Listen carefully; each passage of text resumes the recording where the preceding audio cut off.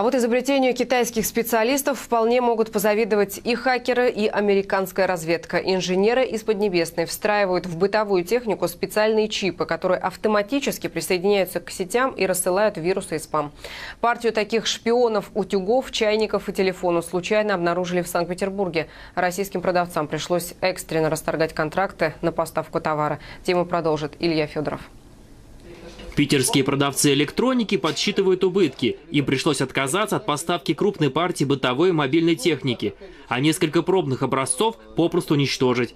А все потому, что благодаря находчивости инженеров из Поднебесной чайники и утюги научились незаметно шпионить за своими хозяевами. Вот он, все. Вот видите? Вот это даже могу показать с микрофончиком, то есть он уже может звук снимать. Во всем виноват маленький чип, которым дополнительно укомплектовали технику. Достаточно включить приборы с таким гаджетом в розетку, и они смогут свободно подключаться по Wi-Fi сетям к любым незащищенным компьютерам в радиусе 200 метров. По словам директора компании-партнера, такого сюрприза от коллег из Китая он не ожидал. Это уже проверенное место, и очень странно, что вот такая история произошла. Вот это вот случилось совсем недавно. Поэтому что-то вот стало вдруг происходить. Вот мы стали разбираться, в чем дело.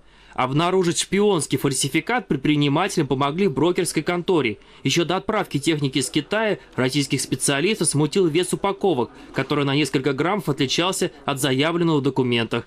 Партию остановили на границе, а эксперты занялись изучением электроники.